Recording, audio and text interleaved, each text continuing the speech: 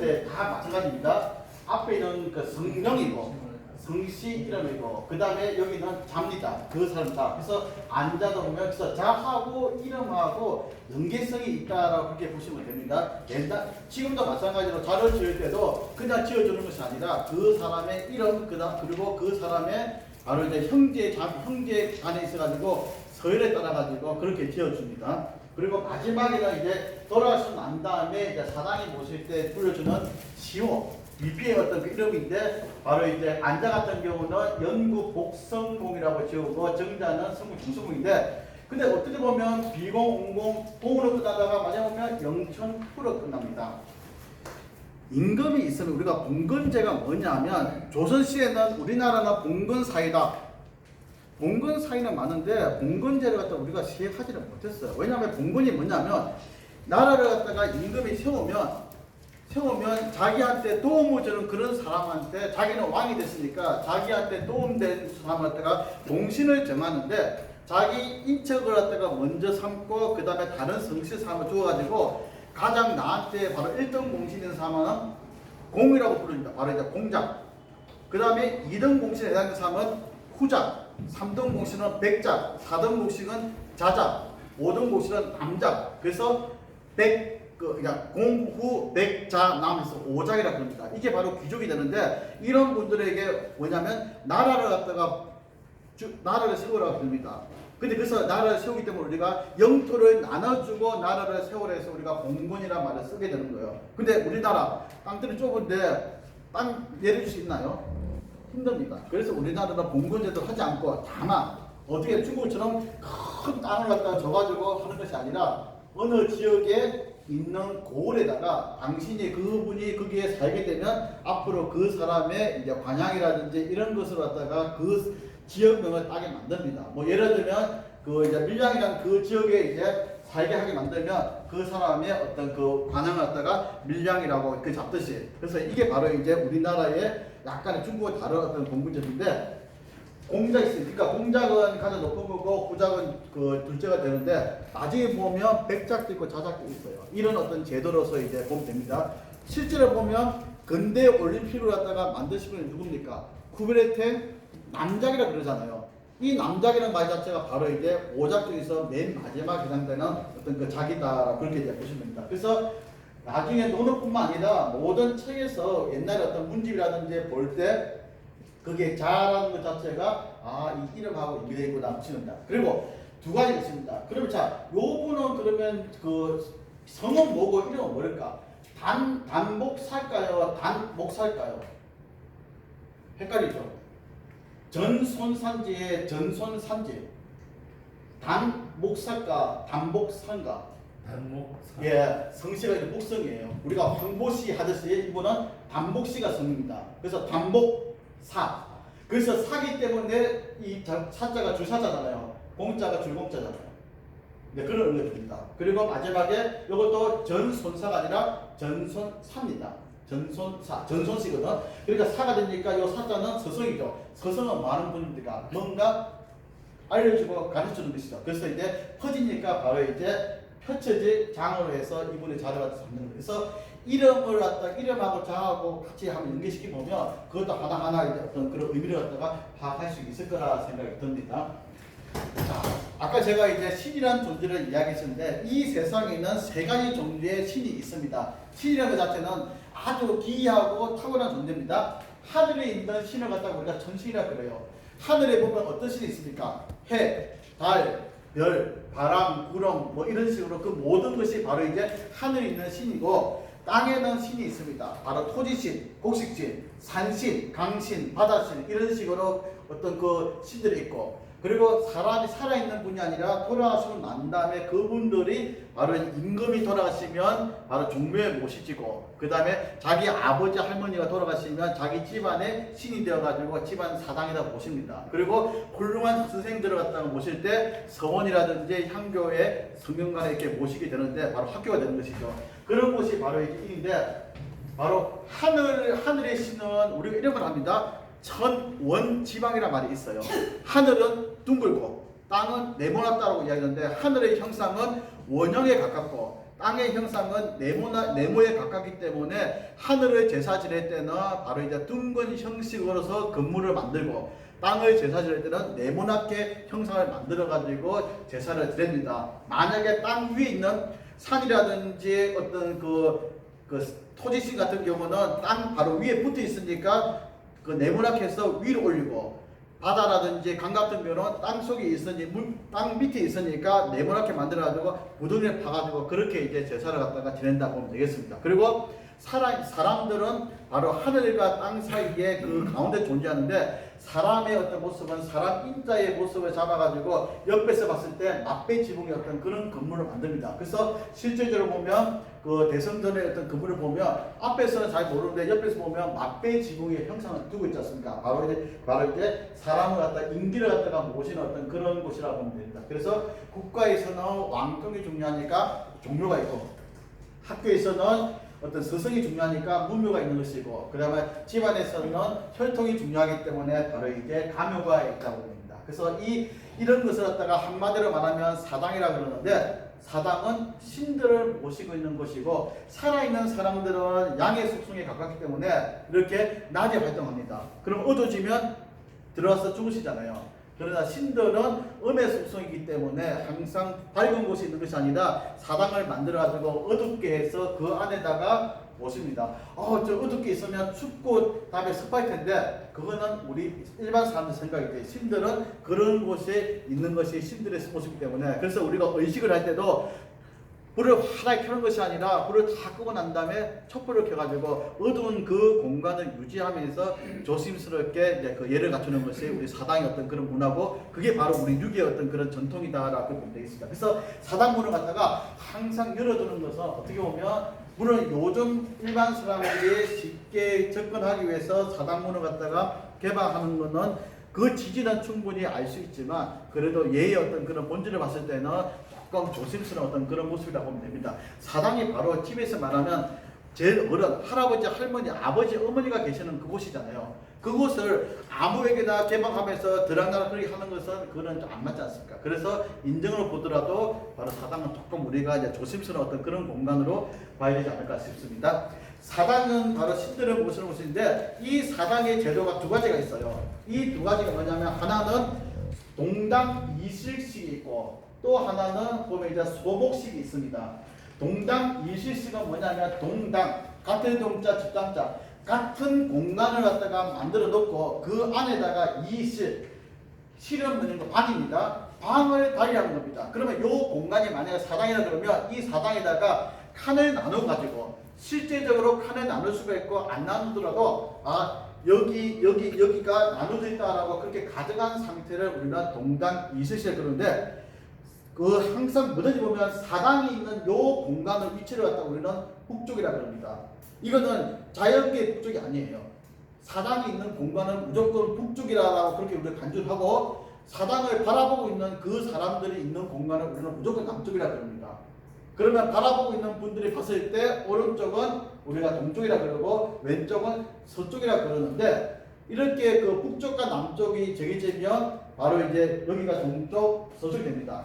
그런데 신의 입장에서, 신이 이렇게 앉아 있으면 요 분의 입장에서 봤을 때는 남쪽이 아니라 앞이에요. 여기가 뒤가 되죠. 그리고 이분이 있을 때 요쪽에 바로 이제 오른쪽입니다. 오른쪽이에요. 서쪽이 오른쪽이에요. 요쪽은 왼쪽입니다. 그런데 여러분들이 앉아있는 그 모습을 봤을 때 좌우라고 오른쪽 왼쪽 해버리면 이분하고 좌우하고 서로 반대가 되버리잖아요. 그래서 항상 우리가 좌우라는 그 개념은 실제로 예를 갖추는 그 사람들의 입장에서 말하는 것이 아니라 신을 중심으로 이야기하는 말입니다. 그러면 실제로 의식을 하는 사람들이 말할 때는 좌우로 말하지 않냐고 동서라고 이야기합니다. 그래서 동쪽, 서쪽. 그래서 만약에 자 우리 집사분들, 우리 유림분들, 자 대선에 오셨으니까 자 동쪽으로 서시오. 이렇게 말해야 돼. 좌측에 서시오. 그럼 좌측 그러면 여기잖아요. 그럼 사람들이 이렇게 간다고요.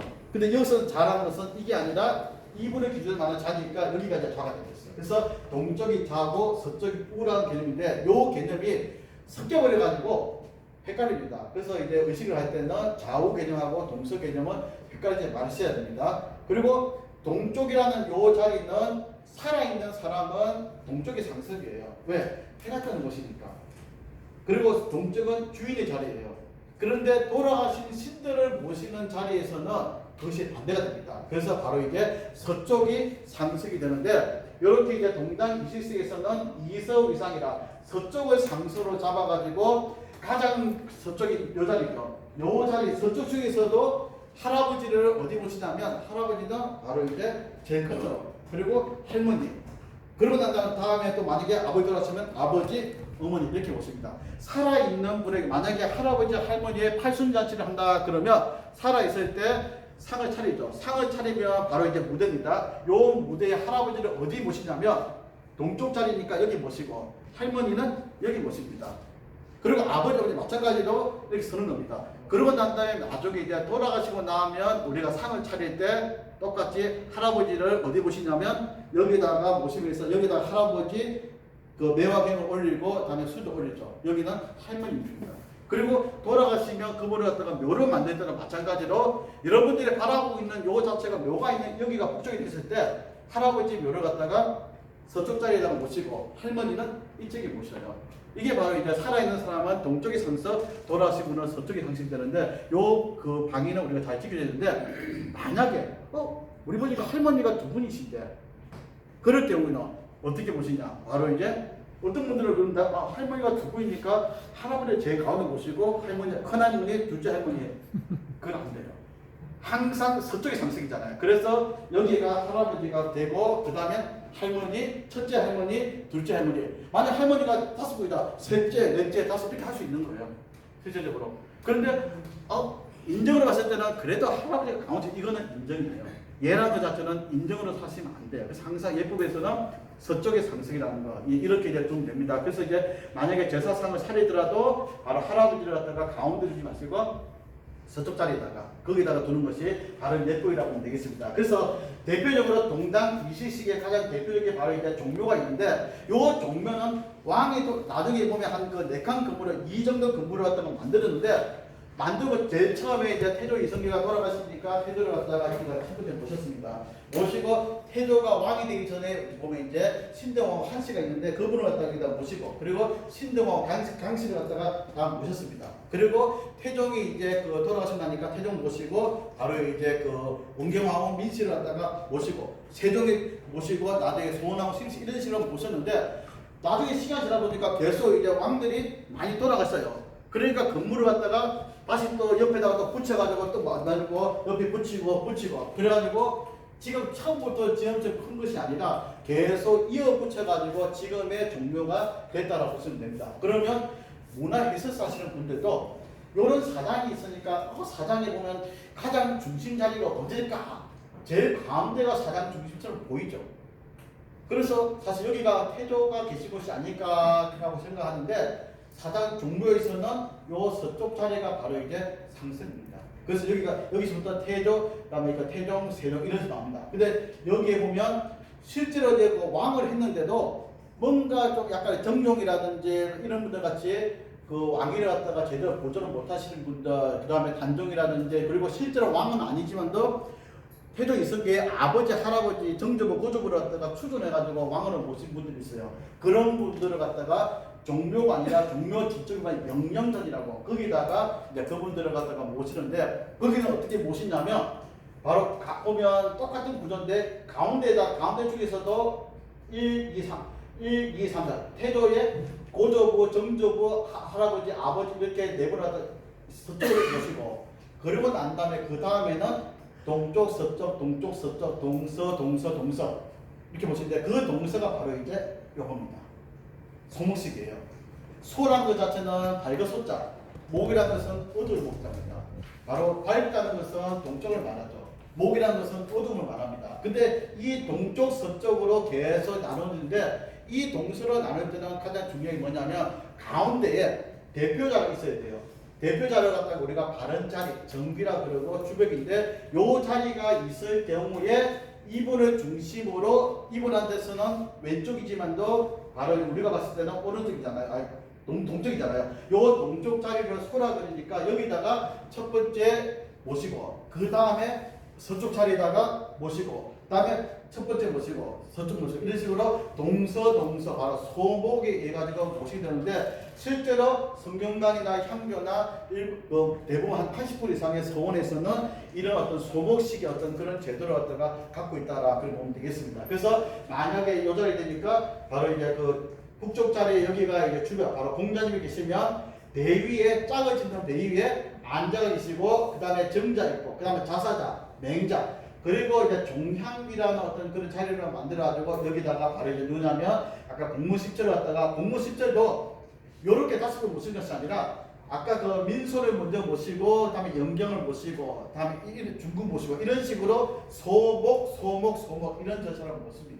그리고 우리나라 유학자들도 마찬가지로 모실 때도 소목이 해가지고 바로 이쪽에 설종 선생을 보시면 저기 최치원 선생, 그 다음에 안양 선생, 정몽주 선생 이런 식으로 소목의 어떤 그런 위치를 갖다가 모시는 게 우리 어떤 법도입니다.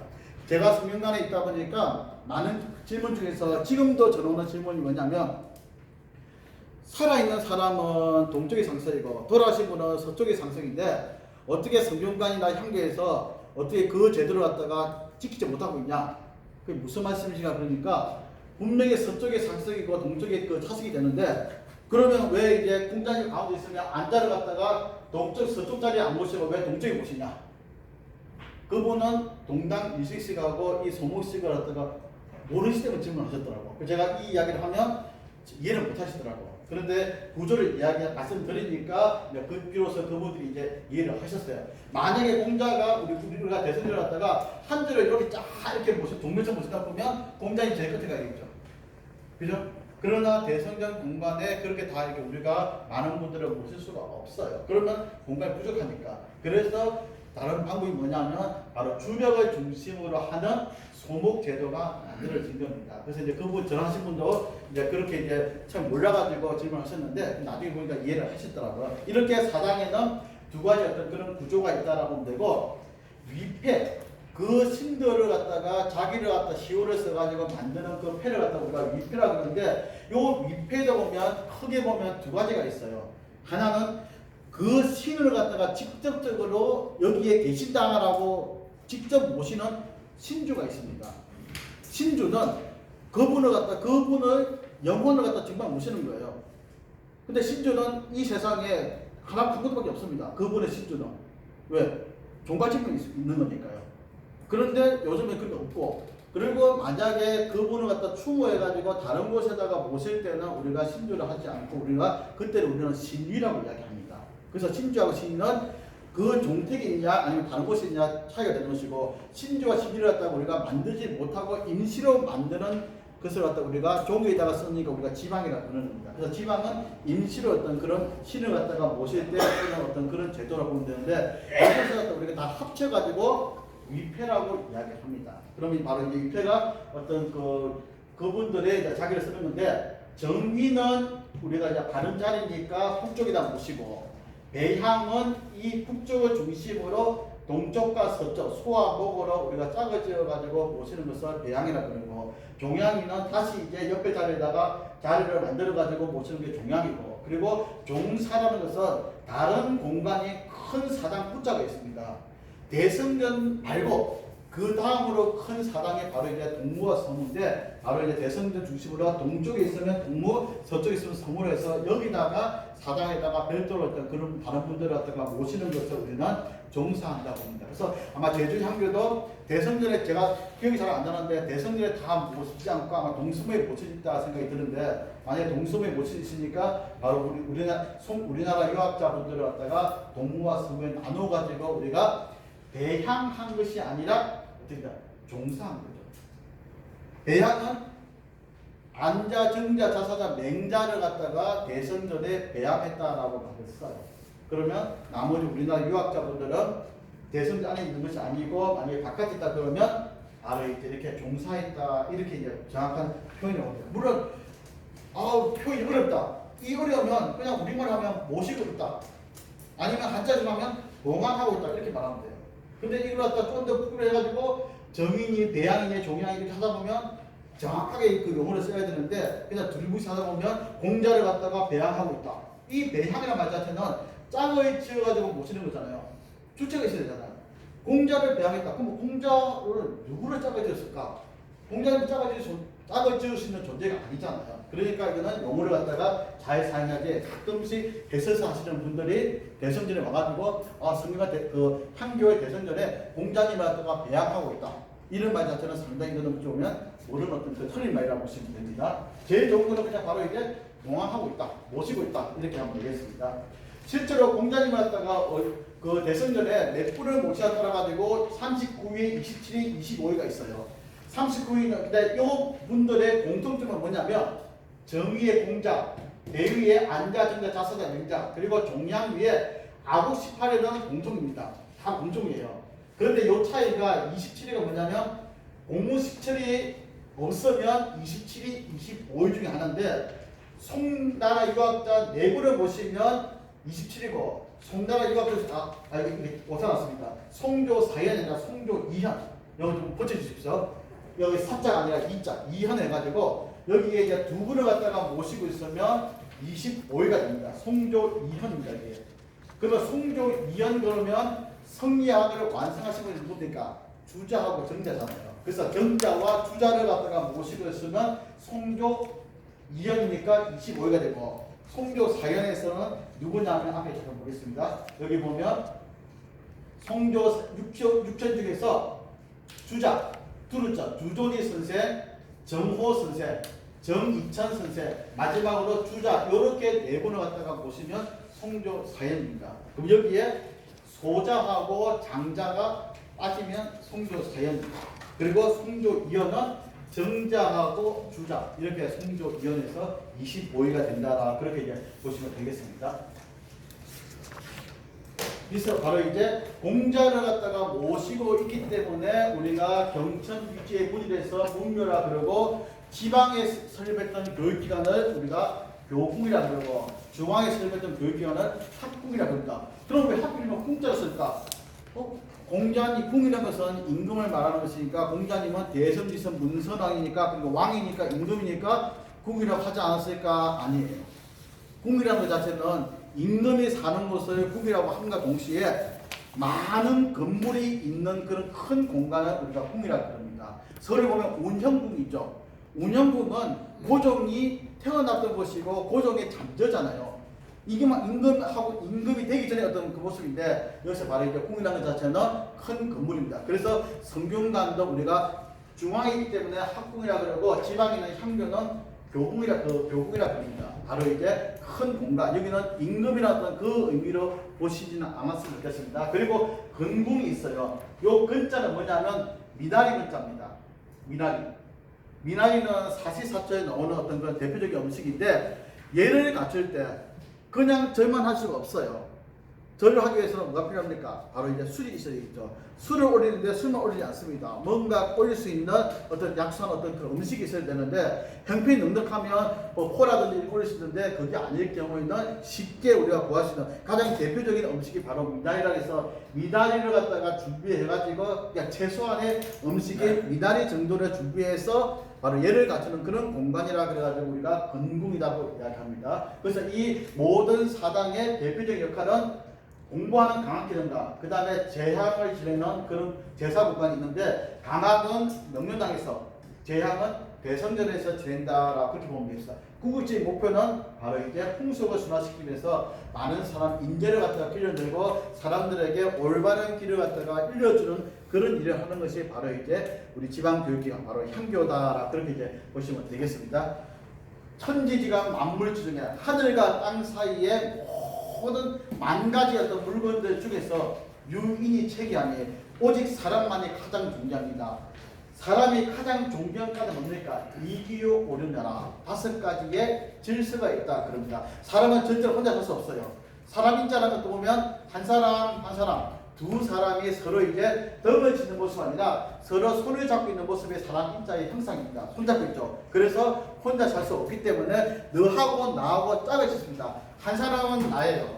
또 다른 사람은 너입니다. 너하고 나하고 우리가 다르지만 우리가 함께 간다는 어떤 그 마음을 갖는 것이 바로 이제 그 사람의 관계인데 그 사람의 관계가 바로 우리가 질서라고 그럽니다. 그래서 질서는 5가지가 있어요. 집안에서 부모와 자식 간의 그런 관계, 그 다음에 조직에서 임금과 신하의 관계, 그리고 남자와 여자의 사회적 결합, 바로 혼인의 어떤 그런 관계, 그리고 먼저 태어난 사람을 우리가 형이라 그러고 나중에 태어난 사람을 동생이라 그럽니다. 바로 이제 나이에 있어가지고 어른과 아이의 어떤 그런 차례, 그리고 같은 친구들끼리 같이 공부하는 어떤 그런 그 동료들의 어떤 그런 관계를 갖다 우리가 공부라 그러는데, 이러한 관계는 사람들이 살아가는 데 있어가지고 가장 중요하고 이 5가지 관계를 갖다가 끊어버리면, 하나라도 끊어버리면 그 사람은 살아갈 수가 없어요. 그런 사람은 속된 말로 지구를 떠나야 돼요. 혼자 산다는 것 자체는 있을 수가 없는 거잖아요. 그래서 왜 혼자 살면 처음에는 좋죠. 아이들 혼자 자취하면 얼마나 좋습니까? 그러나 나중에는 그것이 방탕하게 되고 본인을 갖다 힘들게 하는 건 모릅니다. 왜? 철이 없으니까. 그래서 이제 그 항상 같이 어려움을 갖다 갖는 것이 바로 사람이 살아가는 목적인데, 이 오륜이 가장 중요하고, 그래서 이 오륜을 갖다가 공부하는 것이 바로 이제 한교죠. 명륜당이 그래서 있는 거라고 보시면 되겠습니다. 나라가 만들어지면 가장 먼저 하는 일이 뭐냐면, 당신 힘으로서 왕이 된 것이 아니라 우리 조상님들의 언덕으로 내가 왕이 되었다 그래가지고 당신 왕의 아버지, 어머니, 할아버지, 할머니, 자기 조상들을 갖다가 모시고 있는 사당을 만듭니다. 그 사당이 바로 이제 종묘예요. 그러고 난 다음에 왕이 돌아가시면, 왕비 돌아가시면 계속 사당이 모십니다. 사당을 만듭니다. 어디다가? 해가 뜨는 동쪽에다가. 그리고 만들었는데, 이 나라를 갖다가 이끌어가기 위해서는 지진이라든지, 다음에 풍수라든지, 풍수해라든지, 막 이런 것이 없고, 모든 곡식이 잘 되어가지고 백성들의 대부를 만들기 위해서 토지신을 모시고 있는 토지신 사단을 만들고, 그 다음에 오곡신을 모시는 그 직단, 바로 사단과 직단을 합쳐가지고 우리가 사직단이라고 합니다. 이 사직단을 갖다가 만들어가지고 백성들이 풍요롭게 살게끔 만들어줍니다. 그러고 난 다음에 어느 정도 나라가 안정되면 가르쳐야 되겠죠. 이 5가지 오륜으로서 가르치는데, 이 가르치는 공간을 우리는 교육기관인데, 이 교육기관이 나라에서 만든 교육기관을 국학이라고 하는데, 바로 고구려에서는 태학이라고 그러고, 백제에서는 박사제도라고 그러고, 그 다음에 신라에서는 국학이라고 이렇게 이름을 붙였다가 고려가 와가지고 국자관, 성균관, 성균관으로 이름을 바꾸다가 마지막에 조선에 와서는 성균관, 지금의 어떤 성균관 바로 이렇게 이어집니다. 이런 제도가 바로 이제 가르치는 어떤 그런 구간이고, 중앙 최고 교육기관이고, 그리고 지방마다 또 가르치는 교육을 만드는데, 각 올마다 하나의 학교를 갖다가 만듭니다. 지방을 갖다가 8도로 나누면서 이 8도의 책임자를 갖다가 우리가 관차사라 그러는데, 조선이 건국되니까 가장 먼저 관차사를 갖다가 어디라든 관차사를 갖다가 파를 하면서 학교를 만든 데가 어디냐면 제주 한계잖아요.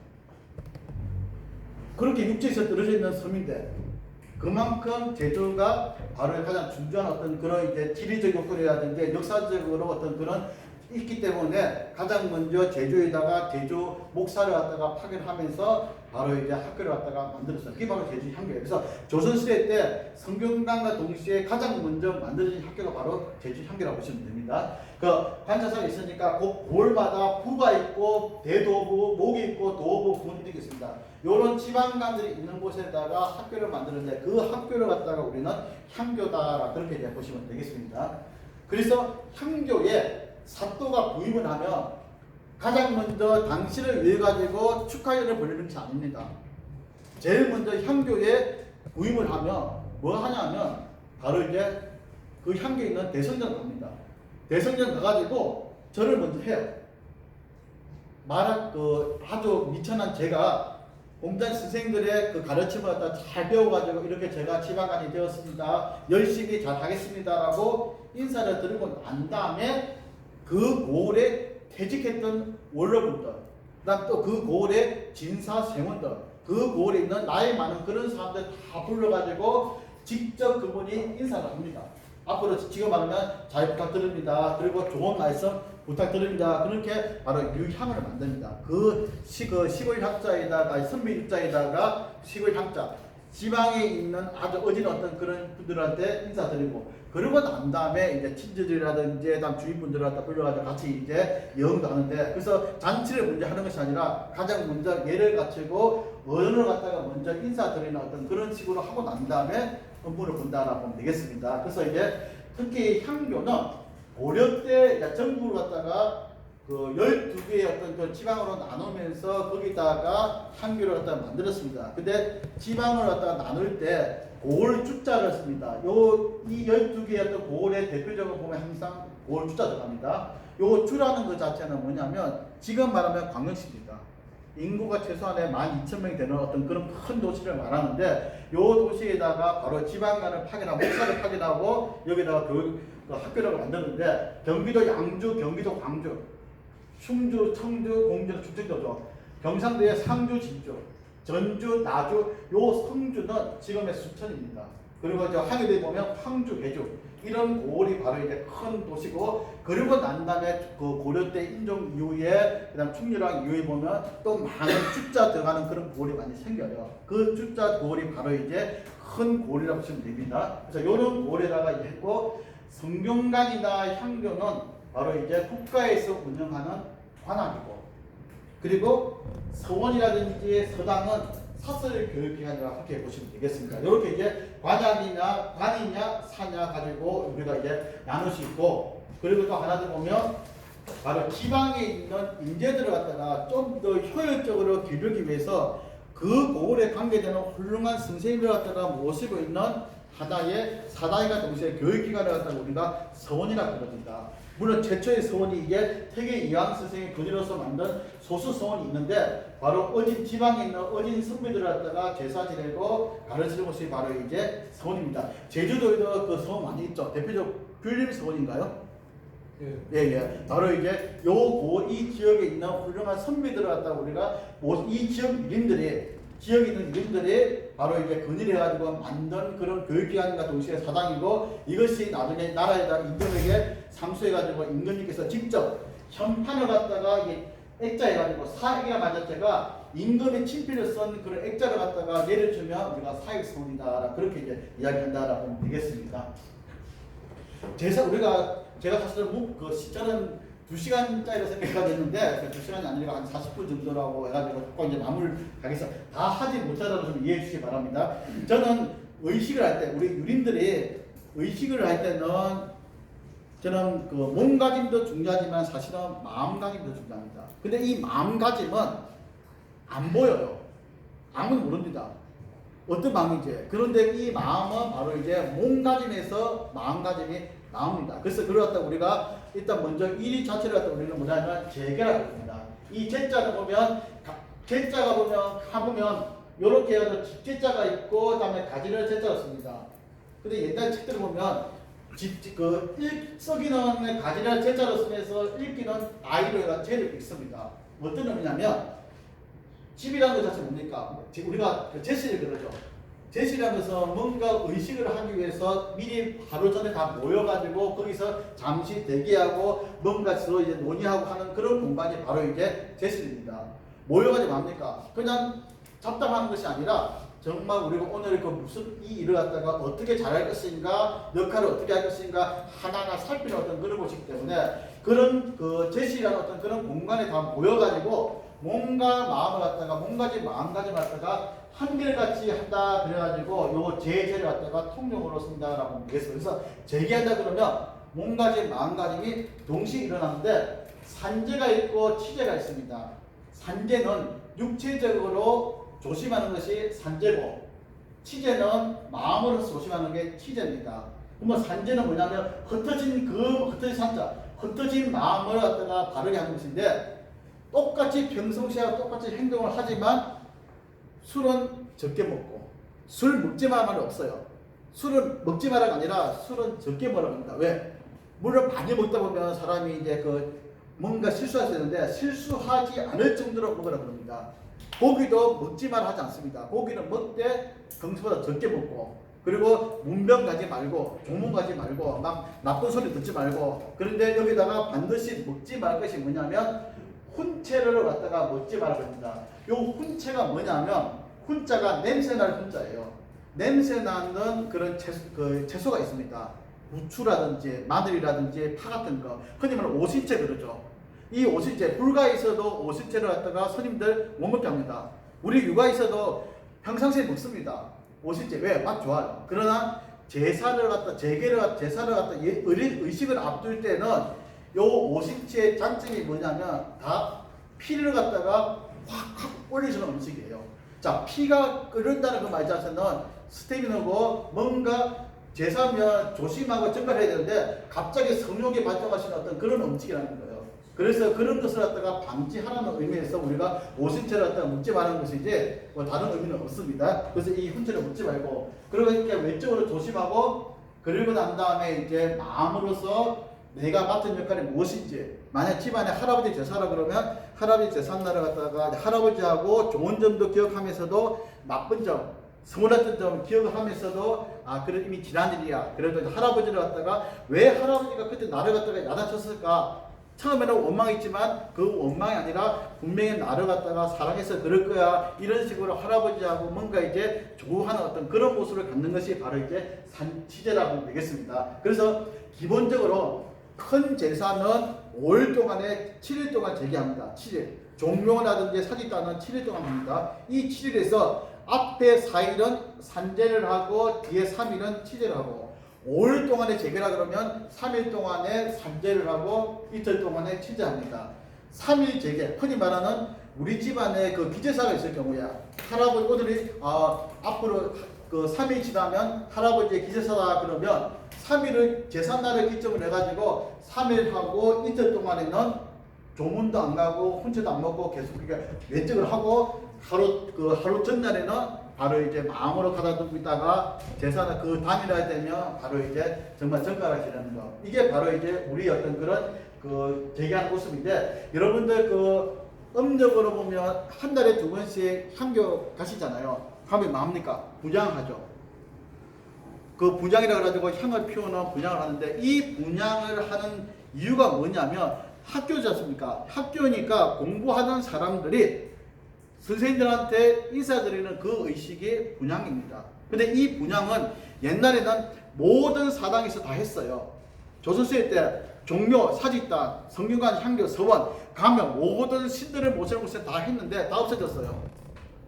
유일하게 남아있는 것이 바로 성균관하고 향교하고 일부 종택에서, 그리고 일부 서원에서만 남아있습니다. 어떤 서원에서는 그 초하루하고 보름 중에서는 보름은 안 하고 초하루만 하는 어떤 그런 경우도 있는데, 그래도 왜냐하면 보름보다는 초하루가 중요하니까. 그래서 음력으로 초하루, 음력으로 보름 그 날짜를 갖다가 맞춰가지고 사당에 가서 인사드리는 의식을 우리가 분향이라 그럽니다. 바로 열심히 잘 배우겠다라고 마음속으로 다짐하는 그런 의식인데, 하필이면 왜 초하루하고 보름마다 하는가? 원래 사실 보면 이 세상은 15일 간격으로 변하고 있어요. 동지가 지나면 15일쯤 지나면 소환이 옵니다. 소환이 지나면 15일 지나면 대안이 오죠. 그리고 좀 있으면 15일 지나면 입춘이 옵니다. 이렇게 15일 간격으로 세상이 변하는데, 사실은 그 양력이다 보니까 사람들이 잘 몰라요. 발력이 없으면. 그런데 쉽게 우리가 볼 수 있는 존재가 있죠. 태양이 아닌 달을 갖다 보면 달이 꽉 차면 보름이고, 근데 어느 순간에 보니까 한 7일쯤 지나니까 달이 이제 반달이 됐네요. 또 좀 지나니까 달 자체가 안 보여. 그런데 분명히 안 보이는데 한 3일쯤 지나니까 서쪽 하늘에 해가 지고 난 다음에 보니까 이렇게 보니까 왼쪽에 오른쪽에 동그래가지고 약간 반달. 정말 미인의 눈썹 같은 그런 모습, 우리가 암이라 그러는데 이 모습이 나타납니다. 그래도 우리가 조생달 이야기하는데, 조생달은 초하루가 아니라 초이틀도 아니고 초3일 때면 나타납니다. 그래서 이제 이 나타나는 그 시점 앞에 있는 달이 이제 나타나려고 준비하는 그 시점을, 거몸이 지나는 그 시점을 우리가 초하루라 하는데, 초하루 삭, 그리고 15일 지나는 꽉차는 보름. 그래서 상망, 초하루와 보름에 맞춰가지고 그렇게 우리가 의식을 하는 것은 바로 이제 마음가짐마다 좀 더 경건하게 하는 겁니다. 우리 유교가 다른 종교하고 달리 기복사상이 사실은 없어요. 어떤 크게 보면 종교성이 없는 것처럼 보입니다. 기독교라든지 불교 이런 데 가면 뭔가 이제 의식도 하게 되고, 또 이제 뭔가 속된 말 하면 나중에 내가 바라는 게 있지 않습니까? 극락왕생이라든지 아니면 천당에 간다든지 아니면 우리 자녀들 집안 무병장수를 기원할 수 있는 그게 있는데, 우리 유교에서 만약에 여러분들 대선 성경 형교에 가가지고 인사드리는 게 내가 보는 형교 가가지고 인사 잘 드리면 우리 집안이 잘 된다더라. 그리고 내가 복을 받는다더라. 내가 천당 간다더라. 그런 마음 가지고 있습니까? 없잖아요. 그냥 내가 좋아서 하는 거니까. 바로 우리 유교의 가르침은 남들이 뭘 하든지 내가 일단 좋으니까 배우는 그 자체가 좋고 그 다음에 계속 배우고 내가 젊으니까 다른 사람들도 같이 이제 배우게 되고 같이 동참할 수 있는 어떤 그런 모습이 이제 뭔가 특별한 어떤 목적을 갖고서 하는 것이 아닙니다. 그러나 좀 더 깊이 들어가 보면 사당에 들어갈 때 그냥 뭐 이렇게 팔이 휘두르고 딱 뒷짐지고 이렇게 가는 것 자체가 어느 순간에 아이고 조심스럽구나. 여기에 어른들이 계시는 곳인데 큰 어른들이 계시는데 함부로 막 뒷짐진다든지 아니면 바닥에다 침을 뱉다든지 함부로 할 수가 없잖아요. 그런 어떤 그런 경건한 마음이 바로 이제 그분을 살아있는 분 섬기는 마음으로 가까이는 내 부모를 갖다가 직접 섬기는 그 마음으로 가지기 때문에 이 숭고한 마음이 우리는 하나의 어떤 경건함이고 그게 바로 이제 종교성이다. 그렇게 이제 보시면 되겠습니다. 그래서 사실 아무리 밖에서 잘하는 것보다는 제일 중요한 게 뭡니까? 집안에서. 내 집안에서 나를 낳아주신 부모님 그리고 우리 형제 자매들 그 다음에 가족들끼리 우리가 사이좋게 잘 지내는 거 이게 바로 이제 그 사람이 살아가는 것의 기본이고 이렇게 하고 난 다음에 약간의 여유가 있으니까 밖에 나가서 이제 어른들하고도 사이좋게 지내고 바로 사당 가서 인사하는 거 아마 여기 계신 분들은 다 모든 다 만사성이 다 이루어지기 때문에 향교에서 열심히 하지 않나 그렇게 생각하고 있습니다. 그래서 앞으로 여러분들도 분양 때 있으면 분양 같은 경우는 하루 동안에는 재개를 해야 되니까 내일이 분양이다 그러면 오늘 하루 전에는 바로 이제 어떤 조문이라든지 그런 거는 참가하시고 만약에 내가 조문을 갔다 왔다 그러면 사당에 대선전에 출입을 하다가 안 하셔야 됩니다. 그리고 피치 못한 상으로 우리 가족이 상을 당했는데 그럴 경우에도 어느 정도 한 시간을 정해가지고 사당 출입하는 것은 조금 제한해 주는 거. 왜? 사당은 정말 여기다 돌아가신 분이 있지만도 여기는 항상 경건한 공간이기 때문에 우리가 예를 지킨다 하면 되겠습니다. 그래서 이제 우리 유교에서는 모든 예는 사실은 형식보다는 마음이 중요합니다. 이 마음이 중요한데 바로 이제 금수왕 그리고 무불경이라 안일물자 공경할 경자 공경하지 아니함이 없다. 이 말은 반드시 첫째도 공경이요 둘째도 공경이에요. 그래서 내 스스로 공경하는 것은 내 스스로 공경은 의관을 갖추는 겁니다. 옷을 반듯하게 입고 그러고 난 다음에 사당에 가서 정성스럽게 예를 갖추는 게 이게 바로 이제 공경이라고 보시면 되는데 물론 꼭 우리 전통 문화라 그래가지고 한복을 입고 막 그렇게 하라고 저는 권하지는 않습니다. 다만 그래도 최소한의 사당에 들어갈 때는 어느 정도 약간의 예의를 갖춰야 되니까 실제로 보면 우리 그 교회장에 있는 분들 보면 주말 되면 어떻게 합니까? 깔끔하게 정말 다 옷 갖춰 입고 가시잖아요. 마찬가지로 우리 유림들도 그 정도까지는 아니더라도 평상시와는 다른 예를 들면 진짜 그 체크 입고 반바지 입고 좀 그런 모습보다는 그래도 정장은 아니더라도 우리가 단정해 보이는 거 너무 막 야한 모습이 아닌 어떤 그런 모습으로서 가는 것이 좀 더 낫지 않을까 생각이 듭니다. 또 물론 이왕이면 남자든 여자든 딱 한복을 갖추면 더 좋지 않을까 생각도 듭니다. 자, 그래서 우리 유교에서 하는 의식이 보면 봄과 가을에 봉행하는 석전이 있고 성인들의 가르침을 갖다가 존중하는 석전이 있고 그 다음에 초하루 보름마다 하는 분양이 있고 유사시 뭔가 특별한 일이 있을 때 예를 들면 지방자치장이 바뀐다든지 인사드린다든지 국회의원이 당선됐을 때 바로 찾아가는 이 자체가 바로 이제 고유입니다.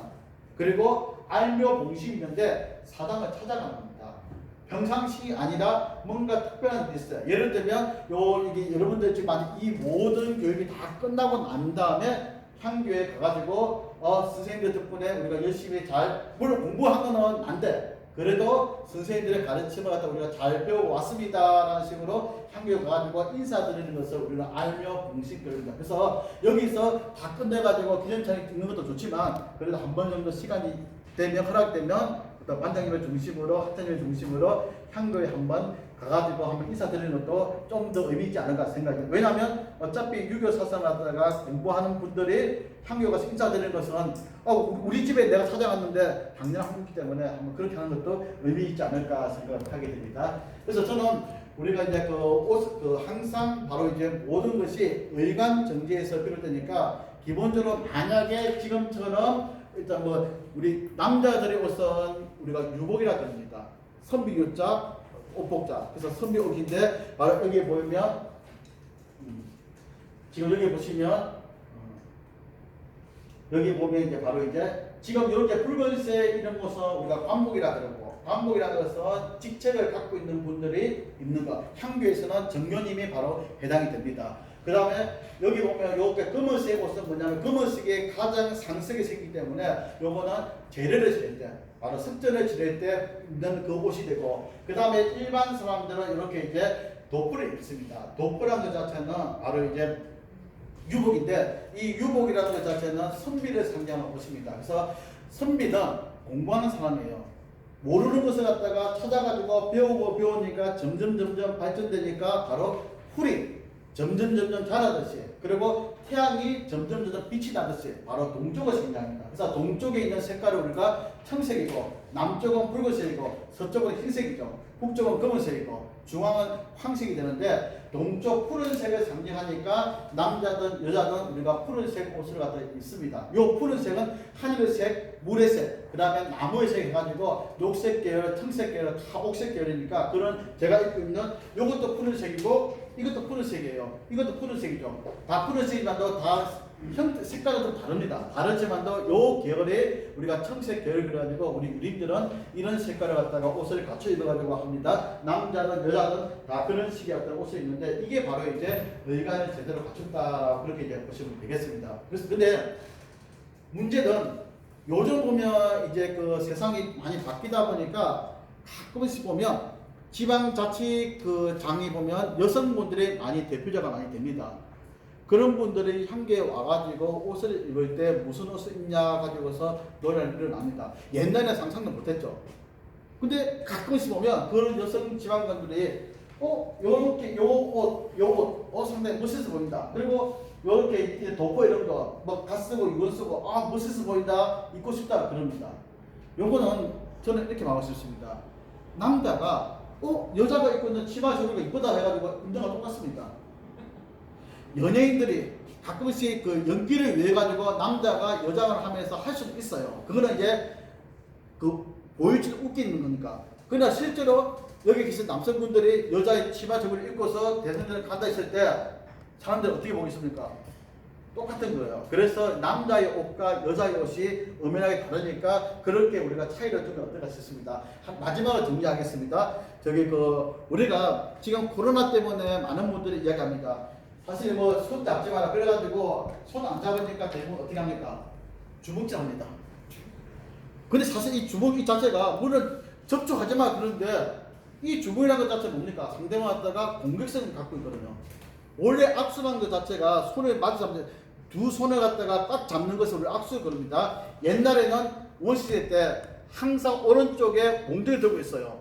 몽둥이를 들고 있다가 적을 만나면 누구를 만나면 그 사람이 적인지 친구인지 모릅니다. 그래서 모르기 때문에 잠시 이 손을 갖다가 왼손에다가 내려놓고 안 벌고 난 다음에 손을 내밀어요. 이건 뭐냐면 내 손에는 아무것도 없습니다. 그러면 상대방이 똑같이 하면 친구라 그러면 손을 넣는데 만약에 친구가 아니다 그러면 어떻게 하냐 바로 손을 갖다 바꿔가지고 몸뚱이를 때리는 거예요. 이게 바로 악수의 유래입니다. 그래서 이게 서양식 악수고 우리의 인사는 뭡니까? 우리는 절이잖아요. 절은 나를 갖다가 낮춰가지고 상대방한테 존중하는 그 마음이니까 땅바닥에 할 수 없어요. 신발이 신은 상태에서는 절대로 절하면 안 됩니다. 저는 가끔씩 이런 말 합니다. 뭐 지방간 출마하시는 분들이 보면 유시하다가 갑자기 보면 막 넙죽 절을 합니다. 땅바닥에서 진짜 예의 없는 모습이에요. 절이라는 것 자체는 신발을 벗은 상태에서 그럼 어떻게 됩니까? 제사를 그러면 돗자리 가져가지고 깔아놓고 신발 벗고 절을 하면 그러면 나을 텐데 그것도 아니고 신발 신은 상태에서 하는 거. 신발 신은 상태에서 절하는 것은 뭐냐면 길을 가다가 갑자기 지금 부모님의 부고를 들었을 때 나라의 큰 흉고를 들었을 때 지체할 수 없는 상황에서 자기도 모르게끔 엎드려가지고 통과하는 그 상태가 신발 신는 거예요. 그때 신발 벗고 돗자리 깔고 절합니까? 아니잖아요. 그래서 긴박한 상황에서는 할 수 있어도 평상시에는 우리가 신발은 실내에서 마루라든지 안방에 사는 겁니다. 근데 이게 절인데 요즘 코로나 때문에 우리가 접촉을 하지 마라 그러니까 그럼 뭡니까? 우리의 아름다운 인사가 있잖아요. 법이에요. 남자는 동쪽이 몸이 서 있으면 덕이 북쪽입니다. 내가 남쪽이에요. 그럼 여기 뭡니까? 동쪽이죠. 서쪽이죠. 동쪽은 해가 뜨는 곳이니까 바로 그 양을 상징하니까 그래서 남자는 왼손이 오른손을 갖다가 포개는 겁니다. 가슴쪽으로. 이게 공수예요. 공수. 그럼 여성분들은 반대로 이제 오른쪽에 서쪽에 왼손을 갖다가 포개니까 이게 여성의 남자의 공수인데 어릴 때 우리가 인사할 때 뭡니까? 자, 배꼽 인사 해야지 아이들 잘하죠. 배꼽. 배꼽은 제2의 입입니다. 그러니까 원래 입이 있기 전에 어머니 뱃속에 있을 때 있었던 입이 뭐냐면 배꼽이잖아요. 택조를 통해서 났으니까. 그래서 요걸 갖다가 우리가 막기 위해서 이렇게 공수를 하는데 그래서 배꼽 인사라고 이야기하는 겁니다. 어린 아이들은 배꼽 인사, 좀 더 나이가 들으면 이제 어른한테는 15세 이상 된 분에게는 배꼽 인사가 아니라 공수라고 합니다. 공자가 두 손을 갖다가 마주 잡을 공자입니다. 그래서 공수한 상태에서 인사하는데 요 인사 그냥 허리만 숙이는 것이 아니라 백화점 가면 90도 숙이지 않습니까? 원래 우리의 인사는 업이라 그래가지고 업은 어떻게 하냐면 손을 갖다가 위로 살짝 올리는 겁니다. 올릴 때도 상대방이 나보다 연장자고 존중하는 사람이면 우리가 높이 올려서 높을 상자, 윗상자, 상업이라 그러고 상업은 눈썹까지 올라갑니다. 눈썹까지 올라가는 거고 그 다음에 그 사람과 나하고 비슷한 연배고 같은 입장이라 그러면 중업, 이까지 올라가요. 그 다음에 그 사람이 나보다 아래 사람이면 하업이라 해서 약간의 가스까지 올립니다. 그래서 배꼽에서 살짝 하업, 상업, 중업, 상업이죠. 그런데 보통 이제 인사할 때는 주로 상업이니까 이 상업한 상태니까 사람 만나면 반갑다 손도 내밀지 말고 주먹질 하는 것이 전혀 아니잖아요. 그래서 바로 이제 공손 손을 잡은 상태에서 멈춘 상태에서 상업이 그대로 숙이지 마시고 어떻게 합니까? 상업이니까 이렇게 올려가지고 살짝 숙이고 다시 똑같이 맨 처음에 올려가지고 내린 거하고 마찬가지로 똑같이 그대로 올려가지고 내리면 되는 겁니다. 그래서 시작과 끝이 같은 것이 바로 업이라고 보시면 돼요. 요 형태가 서서는 우리가 이렇게 업을 하는데 무릎을 꿇은 상태에서는 바로 우리가 절을 하게 되는데 그 절할 때도 똑같은 그런 모습으로 이제 간다라고 보겠어요. 그래서 저는 주먹질은 진짜 이거는 우리 일뿐만 아니라 모든 사람들에게 무슨 폭력을 갖다가 군장에서 보이니까 차라리 오히려 주먹질 아니라 우리의 어떤 그런 공수, 업이죠. 요걸 갖다 우리가 보급하면 어떨까 생각이 됩니다. 그래서 요 부분은 하시고 하나 더 할게요. 여성분들이 계시니까 남자들이 만약에 이렇게 할 때는 똑같이 이렇게 하는데 여성분들 이거는 남자들은 절을 할 때 바로 이 상태에서 상업 집에서 기저사질 할 때 남자분들 어떻게 합니까? 신발 벗은 상태에서 만약에 한다 그러면 동수화해가지고 상업을 해가지고 그 다음에 바로 이제 무릎 꿇어가지고 손을 갖다가 남자는 반드시 손이 바닥에 짚습니다. 짚은 상태에서 내 몸에 낮아가지고 내려가서 다시 이제 무릎 세워가지고 일어나는 것이 남자의 절이고 여자의 절은 어떻게 하냐면 절을 할 때 바로 이제 부여를 하지 않습니까? 요 손을 갖다 모으는데 모을 때 어떻게 모으냐면 너무 올리지 않아요.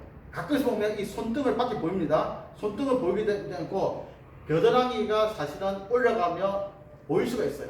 여성분들은 가장 아름다운 모습을 하기 때문에 오른손이 왼손을 포갠 상태에서 어디 하면 입까지, 입 정도로.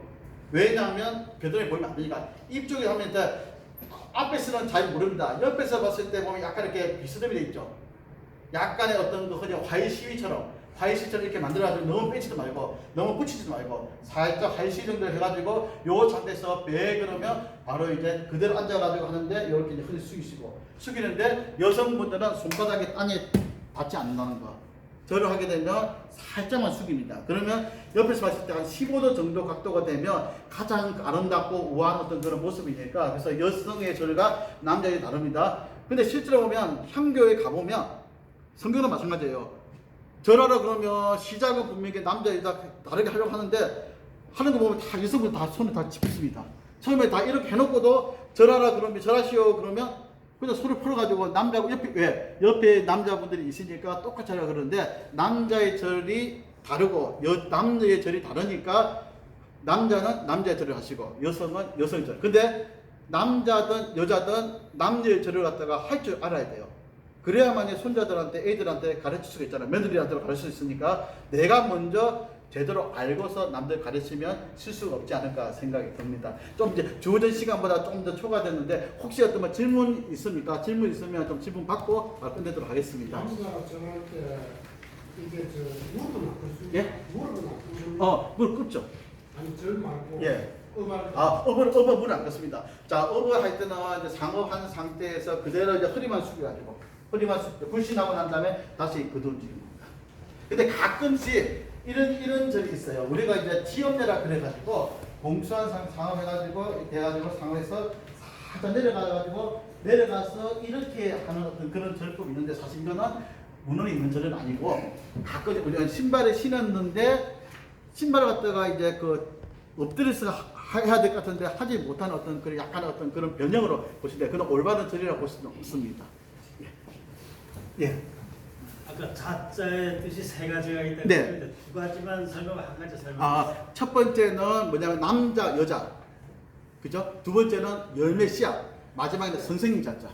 선생님. 요 훌륭하신 어떤 그런 남자의 높이는 말을 갖다가 우리가 자라고 이야기합니다. 그래서 맹자, 맹선생님, 공자, 공선생님 이제 이렇게 보시면 되겠죠. 자, 그러면 뭐 다른 말씀을 예. 제사 때가 있는데 여자하고 예. 남자하고 이 배려하는 그 숫자가 다르다고 하는데 예. 그게 사실은 이제 보면 남자는 양이고 여자는 음이라 그랬잖아요. 그래서 이런데 우리는 남자는 이제 한 번 하면, 그러니까 살아있는 분은 한 번 전하고 돌아가신 분은 곱을 합니다. 그래서 두 번이 되거든요. 그리고 우리가 공자님한테는 우리가 이 곱에 또 곱이 되니까 네 번 하게 되는데 사실은 제례에서는 어디 보더라도 우리 그 여자든 남자든 두 번 곱을 하지 않아요. 여성분이 유일하게 이제 그 두 번을 그러니까 그 남자가 한 번 절할 때 두 번 절하는 게 어디냐면 신랑 신부 처음으로 혼인할 때. 왜? 양을 갖다가 음이 다른다는 그런 의미로서 남자가 일배하며 여성분은 재배를 해요. 또 남자 또 일배하면 또 여성분 재배하고 이런 식으로 같이 하고 그 다음에 여성분이 처음으로 시집을 가잖아요. 시집 가서 시어머니 시아버지한테 인사드릴 때 현고구려라고 하는데 그때 이제 전혀 아무런 사이가 없는 남이지만도 그래도 내 부모님 같은 마음으로 섬기겠다는 마음에서 재배를 합니다. 근데 사실 한 번 해야 되잖아요. 그래서 어떤 분들 보면 아니 절을 갖다가 절을 한 번 하는데 두 번 하면 나 죽었다는 소린가? 그건 아니에요. 절을 두 번 한다는 것 자체는 상대방을 더욱더 극존칭으로 한다는 뜻이에요. 그래서 가끔씩 자녀가 군대를 갈 때, 손자가 군대 갔을 때, 자 부모님한테 인사드리러 했을 때 절 한 번 하고 가잖아요. 절대로 절 한 번 하지 말고 절 두 번 하고 가십시오. 왜? 먼 길을 가니까. 그리고 해외 나갈 때, 먼 길을 당분간은 뵙지 못할 경우는 그때는 정말 건강하십시오 해가지고 죽었다 생각하는 것이 아니라 높이는 말이에요. 그리고 난 다음에 다시 이제 오랜만에 왔을 때 절할 때 한 번이 아니라 두 번 하라고 시키십시오. 그리고 친구들끼리도 정말 오랜만에 한 40년 만에 뵐 수 있잖아요. 그런 정말 반가운 친구를 만났을 때도 우리가 마트를 합니다. 친구들끼리도 마트를 할 때 한 번 하는 것이 아니라 서로 이제 같이 재배. 그리고 오랜만에 한 70, 50년 만에 선생님을 만났다. 그러면 선생님한테 절할 때 한 번 하지 마시고 두 번 절하십시오. 왜? 두 번을 절한다는 것 자체는 그 존칭으로 높이다는 그런 의미를 갖고 있습니다. 그러면 다른 말씀 없으면 여기서 마치겠습니다. 항상 건강하시고 어떤 그 좋은 시간 되시길 부탁드리겠습니다. 자, 오늘도 여기 오셔가지고 열강해 주신 우리 강사님께 다시 한번 반갑습니다. 가서 이야기 때도 좀 한번 좀 부탁을 한번 드려보겠습니다. 네, 수고하셨습니다. 네, 오늘 강의 모두 마치겠습니다.